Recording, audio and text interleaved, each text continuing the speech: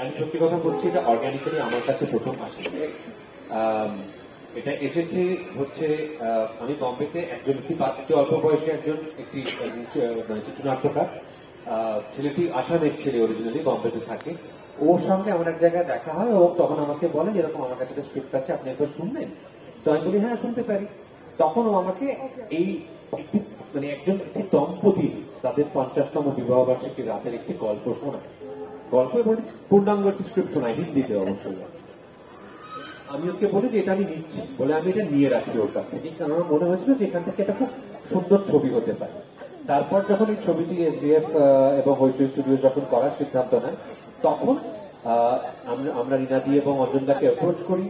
সেইখান থেকে একটা যাত্রা, একটা জার্নি শুরু হয় যে ও যেভাবে লিখেছিল গল্প এবং স্ক্রিপ্টটা, সেটাকে আমাদের কনটেক্সটে, আমাদের বাঙালি মধ্যবিত্ত সমাজের কনটেক্সটে সেটা কিভাবে অ্যাডাপ্ট করা যায়, সেটার একটা জার্নি শুরু হয়। এবং সেখান থেকে অনেকটা সরে আসি আমরা, কিন্তু অরিজিনাল জার্নিটা কিন্তু চিরঞ্জীব বরদলৈ বলে ওই ছেলেটি, ওর লেখা এবং ওর ভাবা।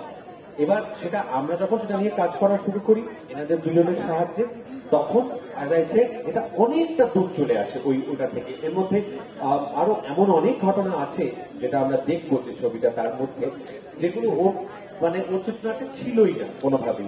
দূর দূরান্ত যার সঙ্গে কোনো সেদিক থেকে দেখতে গেলে হয়তো মিল নেই, কিন্তু তাও বলছি অরিজিনাল ভাবনাটা কিন্তু ওর কাছ থেকে আসে। এবার প্রশ্ন হচ্ছে যে আমার কেন এটা ফ্যাসিনেটিং লাগলো বা আমার কেন আগ্রহ জন্মালো এরকম একটা ভাবনায়। এই প্রশ্নটা আমি কলকাতা ফিল্ম ফেস্টিভ্যালের সময়তেও আমি এই প্রশ্নের সম্মুখীন হয়েছি যে আপনার বয়সে দাঁড়িয়ে আপনি এরকম একটা ছবির কথা কেন ভাববেন। এটার একটা খুব সুন্দর উত্তর আমার কাছে, সুন্দরকেই জানি না, খুব হার্টফেল্ট একটা উত্তর আছে আমার কাছে। এটা হচ্ছে আমি খুব অল্প বয়সে আমার বাবা মাকে হারাই। আমার 20 বছর যখন বয়স তখন আমার বাবা চলে যান, আর আমার যখন 33 বছর বয়স, জাস্ট অ্যাবাউট 10 ইয়ার্স আগে, 10 বছর আগে আমার মা চলে যান। এবার আমি আমার বাবা মার সংগ্রামটা দেখতে দেখতে, একসঙ্গে তারা কিভাবে আমাকে বড় করছে সেটা দেখতে দেখতে বড় হয়েছে, খুব কাছ থেকে দেখেছি। কিন্তু ওনাদের বুড়ো হওয়াটা দেখতে পাইনি, এই সুযোগটা আমার ঘটেনি। তো আমি যখন চিরঞ্জীবের এই আইডিয়াটা শুনি, আমার প্রথম মনে হয় যে আচ্ছা, আমার বাবা মা যদি বেঁচে থাকতেন, এরা যখন 50তম বিয়ের বছর পালন করতেন, এরা কেমন হতেন, এইটা আমার কোথাও একটা দেখতে ইচ্ছে করবে। এটা বলা যেতে পারে সেই ভীষণ ব্যক্তিগত ইচ্ছেটা থেকে ওই ছবিটা বানানো।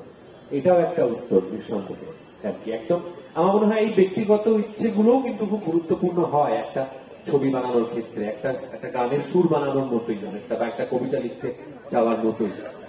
আর সেকেন্ডটা তুমি যেটা জিজ্ঞেস করলে মাত্র একটা গান কেন, তার কারণ এই ছবিতে গানের যে অর্থে আমরা মিউজিক বা মিউজিক তো আছেই অফকোর্স, বাট গান যেভাবে ব্যবহার করি সেই গানের সুযোগ এই ছবিতে নেই। কিন্তু গান একটা বিরাট বড় ভূমিকা পালন করে, সেটা কেন, কিভাবে এবং ছবির কোন জায়গায়, সেটার জন্য একটু ছবিটা লিখতে